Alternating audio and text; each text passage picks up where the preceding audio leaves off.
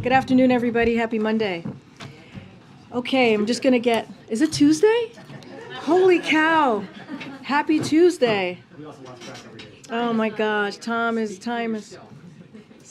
All right, it's Tuesday. Happy Tuesday, everybody. Okay, we're just going to get straight to it. As you know, we're going to do a trip preview for the President's upcoming ACONUS trip. The Admiral's here to do that preview, so I'm just going to invite him straight away. How y'all doing today? Okay, I think as you know, tomorrow President Biden will be heading to Hiroshima, Japan to participate in the G7. Since the President took office, revitalizing our alliances and partnerships and reestablishing America's leadership around the world has been one of his top priorities. Thanks in no small part to his hard work during the G7, you will see that our allies and partners are more united than ever. Over the last 15 months, the G7 has stood in solidarity with Ukraine following Russia's invasion, rallying the world to support Ukraine and cutting Putin off from the key technologies and financing around the globe. That solidarity with Ukraine is even stronger now than it was last year, and you'll see concrete action to further isolate Russia and weaken its ability to wage its brutal war. Of course, this display of unity will extend to other key economic and security issues as well. G7 leaders will demonstrate that we share a common approach to the challenges posed by the PRC, an approach that is grounded in common values. And we will also rally the world.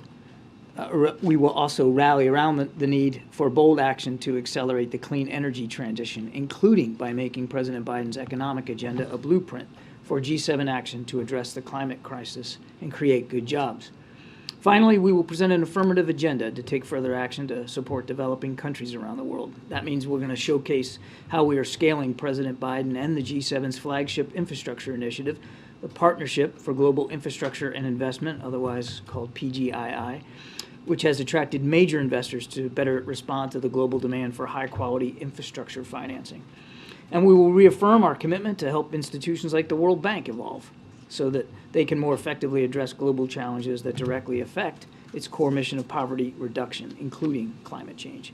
Now, the President will also have an opportunity to meet with Prime Minister Kishida on the margins, where they will discuss ways to further strengthen our mutual security, economic, multilateral cooperation, and of course, look for ways to continue to improve our alliance with Japan. And he will also have the opportunity to meet with the leaders of the other members of the Quad, Prime Minister Modi of India and Prime Minister Albanese of Australia as well. So a very packed agenda here for the G7. President's looking forward to getting out there and having those discussions, and again, showing how united the G7 really is around a common range of security challenges and opportunities. Go ahead, Steve. Question there. You mentioned the President's going to meet the Quad leaders in Japan. Does that reflect the change to the back half of the trip? Is he not going to go to Australia anymore? That would have had the opportunity to meet with Prime Minister Modi and Prime Minister Albanese anyway at the G7. I don't have any additional changes or additional schedule items to speak to today. We're working through, thinking through the rest of the trip right now. So the rest of the trip is now up in the air because of the negotiations? What I can speak to is the G7 and going to Hiroshima. The President's looking forward to that. We're taking a look at the rest of the trip. And this is a substantive question there. Can you speak a little bit about the implications of the debt limit showdown here at home on the President's credibility on the global stage? How can he rally the world if he can't rally lawmakers here in Washington? That's something as simple as, and fundamental as the full faith and credit of the United States. What message does that send abroad? These leaders, all leaders of democracies, they understand and they respect American leadership on the world stage, and they know that our ability to pay our debts is a key part of U.S. credibility and leadership around the world. And so they understand that the President also has to focus on making sure that we don't default and on having these conversations with congressional leaders. And he'll be able to do that and have his team do that while we're at the G7. But these leaders of all around the world understand how important American credibility and leadership is, and that's why they understand how important it is that the President stay on top of this issue. We wouldn't even be having this discussion about the effect of the debt ceiling debate on the trip if Congress would do its job and raise the debt ceiling the way they've always done. Admiral, Typically, when you do a trip preview, you talk about all the planned stops, and there were other stops, Papua New Guinea and Australia, That's right. that have been announced. You did not do that. Is the president calling Prime Minister Albanese? Is he doing something that would perhaps lead to a change in the itinerary? Should we anticipate that? It's difficult for me to tell you exactly what to anticipate at this point, Kelly. As I said, we're reevaluating the rest of the trip right now. I can speak to Hiroshima. I can speak to the G7. We're evaluating the rest of the trip. And as you might expect, should there be changes made or need to be made to the rest of the trip, we will absolutely make proper notification. And there were some calls from Republicans in both the House and the Senate for the president to adjust his foreign travel due to the debt ceiling issue. And should we assume that that is the reasoning for this reevaluation? No, you should assume that, first of all, we're going to the G7 and we're looking forward to that. It's an important forum for a lot of important issues that I just detailed. And given where we are right now, it's also incredibly prudent and responsible for the president to take a look at the rest of the trip and evaluate whether it makes sense going forward. Again, when we have something to speak to, we certainly will. But the President of the United States can do both things.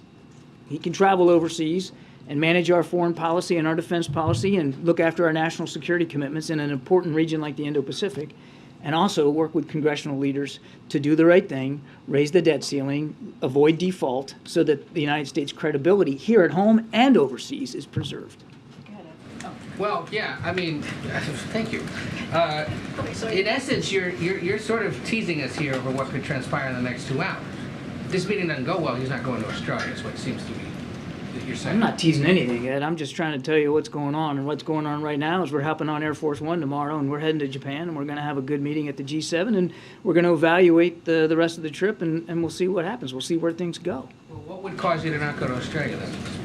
I'm not going to get into a hypothetical. I think we're going to evaluate where the situation is here and make a determination relatively soon. On Japan, many previous American presidents have been pressured or asked to apologize for the U.S. using a nuclear bomb over Hiroshima and Nagasaki. Does the president plan to do that when in Japan, or make any comments at all? The president plans to visit the memorial and to pay his respects to the lives of the innocents who were killed in the atomic bomb that was dropped on Hiroshima. But the focus of the trip, Ed, is what I just talked about in my opening statement. It's about the future. It's about getting the G7 together to talk about some common challenges and opportunities and to lay a framework down to address those challenges and opportunities together. And I think you're going to see that in the readouts and the discussions after each of these meetings. Sorry, I'll take something in the back. Go ahead. Thank you.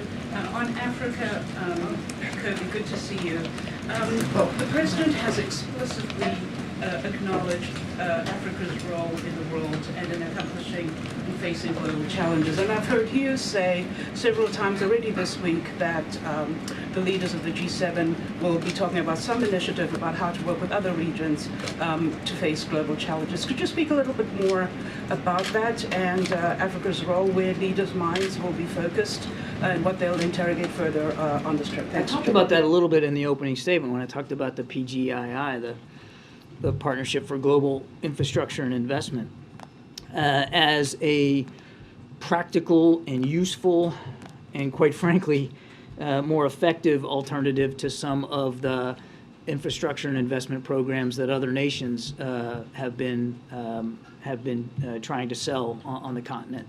And many nations on the continent are realizing that those opportunities, those financial deals are not necessarily all that they're cracked up to be.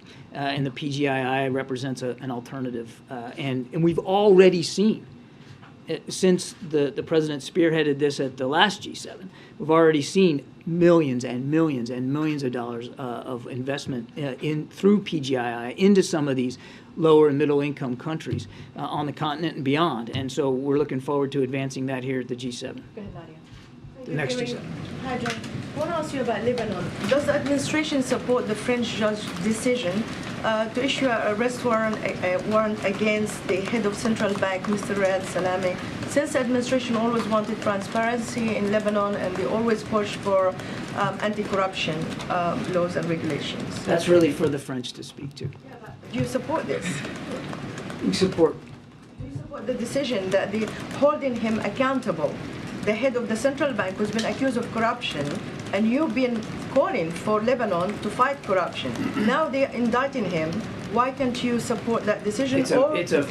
It is a French decision to speak to. Look, of course, all around the world, we speak out against corruption and try to hold leaders accountable as best we can. I think that goes without saying. But in this particular case, I'm going to have to point you to the French authorities. This is for them to speak to. Thanks. Hey, John. So you said a few moments ago that the president can do two things at once. He can do foreign policy, he can do domestic policy. You guys have said repeatedly before that the president can be president anywhere. So why then would he cancel part of this trip? I didn't say he was canceling part of his trip. No, but you said you're reevaluating. I said we're reevaluating, but we've made, there's not been a cancellation as yet, but that could happen. We'll see where it goes. I think, to get to, the gist of your question is, the president often has to make tough decisions about how and where he's going to spend his time.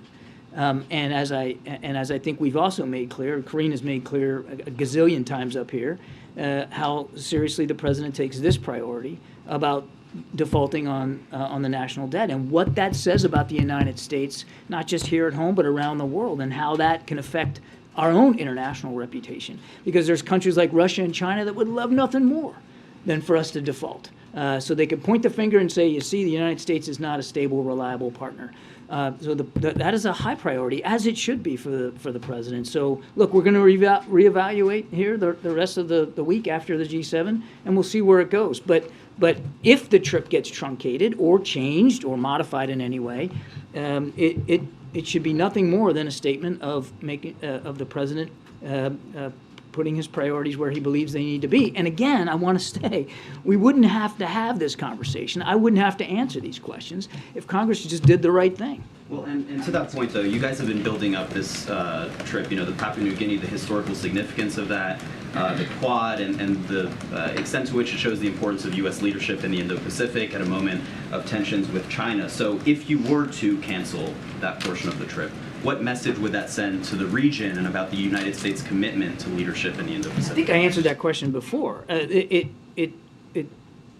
I don't want to get ahead of where we are, but modifying an overseas trip to deal with this particular issue, an issue which is central to our international standing around the world, that's the message, that we understand how important it is that the United States not only say we are, but prove we are a reliable, stable, strong partner for our allies and partners around the world. And that stems from, and the president understands this, it stems from the reliability of our ability to pay our debts. Go ahead, Raquel. Thank you so much, Karine. Hi, John. Hey, Karen. So what's going to be President Biden's message to the G7 leaders who are worried about the possibility of unprecedented default in the United States? And also another topic discussed here in DC today, do you anticipate they will discuss artificial intelligence and also the chat GPT during the meetings there, and how can the U.S. work with other countries on this matter? So on your first question, the president's message to the G7 will continue to be, as I said to Jeremy, that the United States is a strong, reliable partner, and that he's working hard to get the debt ceiling raised, as it should be, because he understands the importance of that to our international reputation and our credibility, and that they don't need to worry about that part of it. And look, as I said in my opening statement, and it wasn't just some accidental line I threw in there. Since day one, the president has focused on revitalizing our vast alliances and our network of partnerships. No other nation in the world enjoys that network the way the United States does, and the president has put an awful lot of personal capital into revitalizing those partnerships. And just look what that has done. Just pick one thing. Look at Ukraine.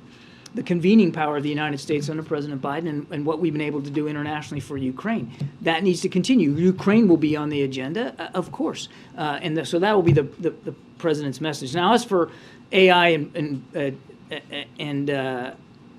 and the chat, function. Sorry. I can't, I don't know if that specific application is going to come up, but you can expect that as in the course of the discussions that they will be having, that these leaders will have a chance to talk about science and technology and the importance of appropriate behavior in that space. Ukraine, just very quickly follow up. Okay. Running out of time. Go ahead. Thanks, Karine. Reuters has reporting showing that the G7 countries are set to discuss concern about China's use of economic coercion in its dealings abroad, and that's going to be part of the larger joint statement that will be released in Japan. Wondering if you can confirm that. The PRC and managing that competition with them, as well as dealing with the full scope of challenges that the PRC presents in the Indo-Pacific region, will absolutely be on the agenda for the G7. And as I said in my opening statement, I think you can expect to hear at the end of those discussions that all the G7 leaders are of a common mind about how to deal with the challenges that the PRC presents. I won't get ahead of what's going to be said after those discussions, but it absolutely will be on the agenda, and I absolutely think you'll see at the end of it that the G7s are all like-minded. G7 nations are all like-minded. So economic coercion specifically will be a part of it? I think they're going to talk about the broad scope of coercive activities by the PRC, and economics is certainly a part of that. Yes, that will be part of the discussion, but so will be the security coercion that we see coming out of the PRC, whether it's in the East China Sea, whether it's in Taiwan Strait or the South China Sea. All that will be discussed. Thanks. John, I want to ask you about a developing story. We're just now hearing reports about an American convoy in Nigeria coming under attack. What can you tell us about it? Don't know a whole lot. I just got informed about that here before coming on out to talk to y'all.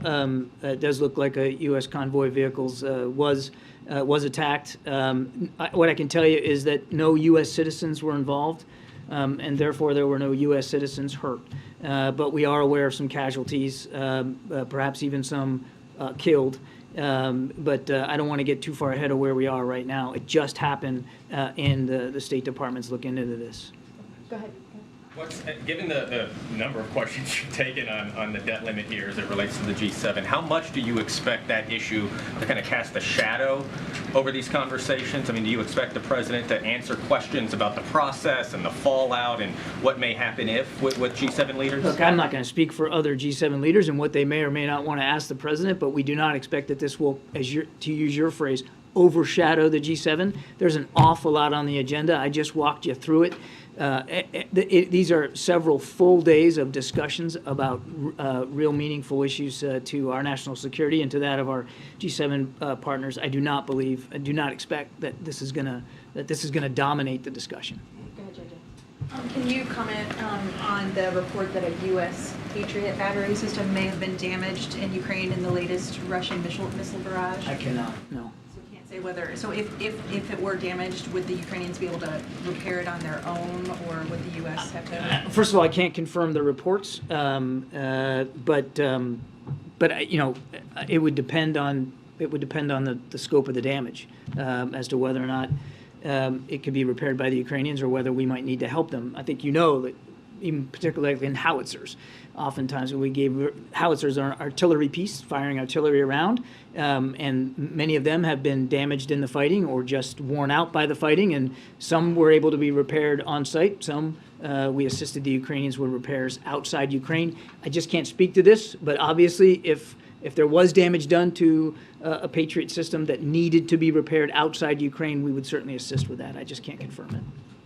The video that the U.S. has released asking Russian intelligence to share its secrets with the United States, why now? Why would any Russian share that kind of information? And what assurances, safety assurances, is the U.S. offering? You're talking about the video that the CIA released. It's not uncommon for them to do this, for one thing. They look for recruits, same as the U.S. Navy does. And so it's not uncommon for them to use video as an opportunity to see if they can encourage others to help them out. I'd refer you to CIA to speak to the efficacy of that process and that program, but it's not atypical for them to do that. And frankly, it would be irresponsible if they weren't doing that. Are you offering safety assurances, though? I mean, why would I'd refer you to the CIA to speak to the details of the program. Very much hoping that the U.S. will resume joining the TPP. Has there been any thought of that coming up? I don't have anything on the agenda with respect to TPP to speak This to. time, will you have a little chance to visit Japan? Last time you didn't get to get out of the hotel room. Me? Are you going to visit Japan, I Karine? mean, yeah, hopefully, we'll see. We'll be busy, we'll be very busy. Okay, we have to wrap this up. Anita, you have the last question. Thank you so much, John. First of all, we just heard South African President Cyril Ramaphosa say that both President Zelensky and Putin have agreed to 6-party talks with African leaders aimed at hammering out a peace deal. Just wondering how the White House feels about Peace this deal? in Ukraine. Yeah, look, I'll say what I've said before. We would welcome any credible peace proposal put forward, even by a third party or third parties. Hang on, let me finish. Or forces in Russia right now. Let me finish. We would support any third party peace proposal as long as it can be seen as credible, enforceable, and sustainable. And for those three things to be the case, it's got to be supported by President Zelensky and the Ukrainian people. Nothing about Ukraine without Ukraine. I've said it a million times. We'll keep saying it. We're not poo-pooing other peace proposal opportunities as long as they can be credible and sustainable and enforceable. And again, that means that the Ukrainians have to be 100% behind it. And it has to start with Ukrainian perspectives. It has to start with the UN Charter being a foundational element, and it has to start with President Zelensky's support and his 10-point proposal, at least referencing and be a part of that frame. So that's where we are. One more person. Go ahead, sir. Thank you so much. The situation in Pakistan has gotten worse from the last time that we spoke. I'm just, last time you said that the U.S. does want to see a stable Pakistan. Of course we do. Things are getting from bad to worse to anything update about that? And second question. When you say bad to worse, what are you referring to exactly? 7,000 political party workers have been arrested. Journalists are missing. I mean, this is all happening. Supreme Court, there was yesterday a protest in front of the Supreme Court, so... We want to see Pakistan be a success. And we want to see Pakistan, the government, live up to the strongest aspirations of the Pakistani people. Pakistan is an important partner in the region. They're suffering from the threat of terrorism every single day. And we're mindful of the challenges that they're facing politically and economically as well. And in the United States, they'll continue to find a good friend. Thanks. Thank you so much, Admiral. Appreciate it. Okay, we have a couple minutes left. Zeke? So the president over the weekend made a bit of news when he said that he was open discussing work requirements as part of this negotiation with Republicans that's underway. So can you clarify exactly what the president is negotiating on here, particularly when it comes to work requirements? He's under fire from a lot of Democrats right now. So, also as the president said on Sunday, he will not accept proposals that take away people's health care, health coverage. So that is incredibly important to the president. He's been very consistent about that. As we've been having conversations with Republicans, or kind of the back and forth with Republicans as it relates to health coverage.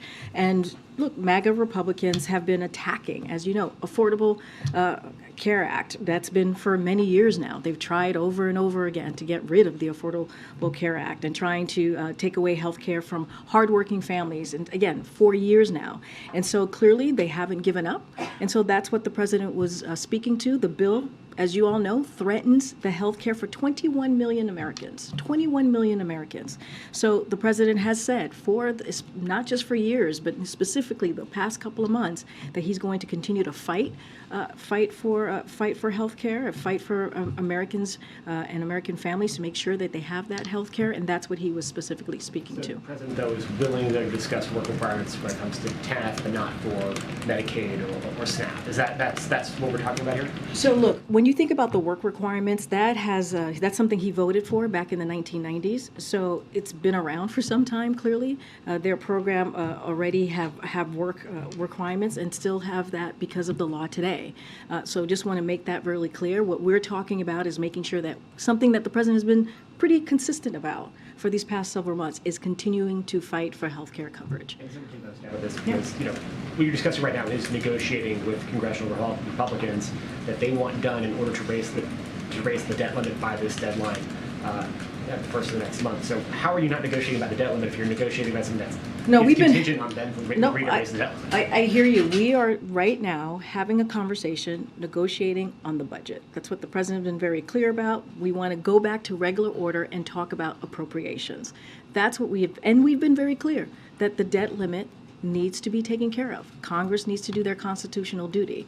And if you think about it, Republicans, MAGA Republicans, have laid out how they see the vision for the American people when it speaks to the budget, right? And so we've been very clear about that 22% cut that they want to do to healthcare. Just talked about the 21 million Americans, right? The cut that they want to do to veterans. All of those things are conversations that his team and the teams of the four congressional leaders, they've been having for the past couple of days on the budget, on how we move forward with the budget. Yeah. Thanks, Karine. Vice President Harris was not in the room last week when the president met with McCarthy and congressional leaders, but she will be there today.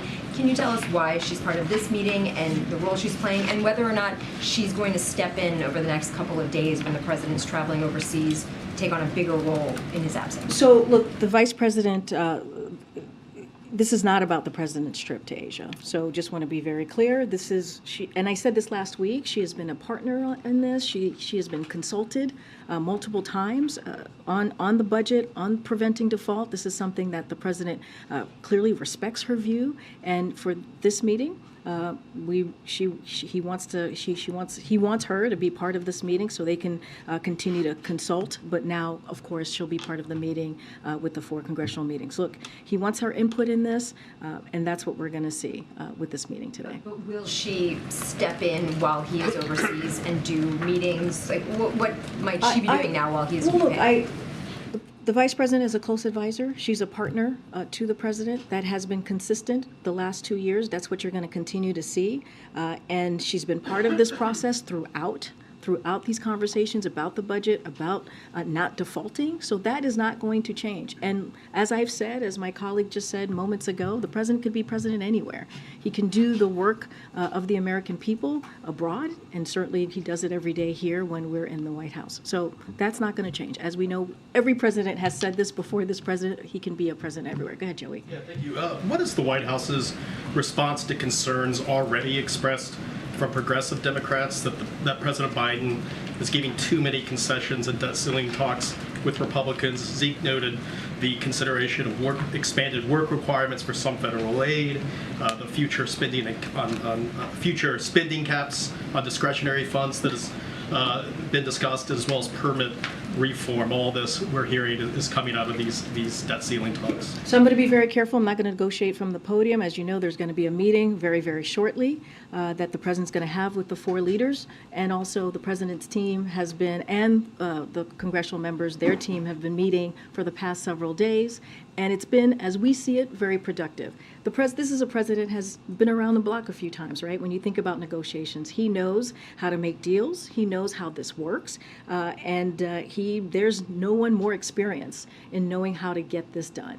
And if you look at the record of this president, if you think about the Inflation Reduction Act of the last 2 years, you think about the gun safety legislation, you think about the PACT Act, you think about the bipartisan infrastructure legislation that's clearly now law. Those are things that shows that the president understands how to get through these negotiations, how to bring people to the table, and that's what you're going to continue to see from this president next, at least today. We'll see what happens. Okay. Thanks, Karine. I just wanted to ask what you guys felt about some of the timing that has been discussed, with Republicans saying they need that a deal would need to be completed by this weekend. Obviously, the president knows Congress well. Do you agree with that timing? Do you feel there's more time? I mean, look, we've been very clear. This is, when it comes to the debt limit, that's something that should have been done a while ago. We've been very clear about that. The fact that Republicans in Congress, MAGA Republicans, are threatening default, holding our economy hostage, that shouldn't be. That is not regular order. That is not what is supposed to be happening. We've done it 78 times since 1960. And so this should have been done some time ago. And so if they are so concerned about the timeline, then they should get to work and do their constitutional duty. Do you feel like there is a chance, or how much of a chance is there that you guys could reach an agreement by the weekend? obviously the president would be in Asia, but could you reach the agreement by? Do you have any level of confidence that you could finish by this weekend? So look, I'm not going to get into hypotheticals. The president is going to be meeting with congressional members in the next 15, 20 minutes. Look, the way that we see this process going, as you asked me about a deadline, a timeline, it should be done right now. Sooner the better. We should get this done. There's no reason for Congress to wait any longer to do their job. There's no reason to be waiting. And just a couple more. We heard from economists, the urgency from economists, business leaders, including small business leaders across the country, and more CEOs. We've heard from them saying how catastrophic this could be if Republicans get their way. So Congress needs to prevent default, and they need to do it before the X date. And that is critical, and that is key, and that is important to do. Go ahead, Jeremy. Thanks, Karine. Last week when the president met with the congressional leaders, most folks emerged from that meeting saying this was essentially both sides restating their positions, not much progress was made. Can you set expectations for today? How much progress do you expect to be made? Do you think that there will be more progress than there was last week? So I'm not going to get ahead of this meeting, certainly not going to get ahead of what's going to come out of it. I will say this. When you think about the four leaders, what they came out and said, 3 of the 4 said that we needed to avoid default. So 3 of the 4 were with the president about avoiding default. And so that's also very important, and that's also really key. And that's what the president has been stating over and over and over again. And so we'll see what happens. The meeting's is gonna kind of happen in the next 20 minutes or so, right after this briefing is done, I presume. And we'll let the leaders talk amongst themselves, and the president's going to make it very clear that they need to do their job and do their constitutional duty. And then following up on something Zeke was asking about, you've said that the White House isn't negotiating over raising the debt ceiling, but the president and his team have been actively negotiating with Republican congressional leaders over spending. They're rushing to get a deal before June 1. How is that not negotiating over default?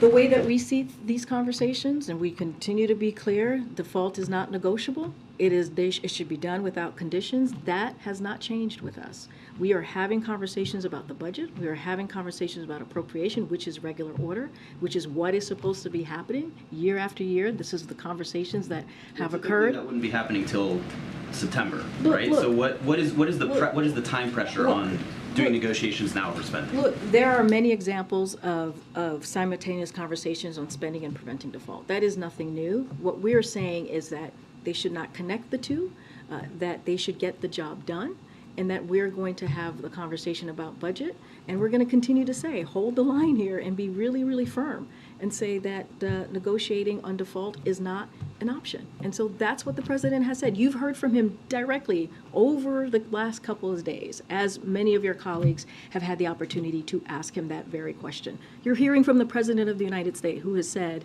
that this is not about the debt limit. There's no negotiating around the debt limit. They should do their constitutional duty and move forward. Yep. Go ahead. Thank you, Karine. The White House keeps saying that Republicans are manufacturing a crisis by refusing to do a clean bill to raise the debt limit. Right now, the nation's debt exceeds 100% of its GDP. This has happened twice in U.S. history, once during World War II and once now over the last couple of years. How is it not a crisis when the country literally owes more than it's worth? You should ask the Speaker this question. This is his job. This is his constitutional duty to move forward and get the debt limit done. That is a question for him. They are the legislative, it is a co-equal branch, as you know. They are the legislative body, and this is what they're supposed to do. That is a question, seriously, that is a question for the Speaker and the MAGA Republicans who are literally holding our economy hostage. I have to move on. I promise to take one more. The debt is a crisis. I'll take You'd accept one more. the debt is a crisis. Thank you, Karine. What is the White House reaction to Special Counsel Durham's report on how the FBI handled the Trump-Russia probe? I would leave it to the Department of Justice to speak to. Talks often about how he wants the DOJ and FBI to remain independent and above the fray. That report seems to reflect the opposite.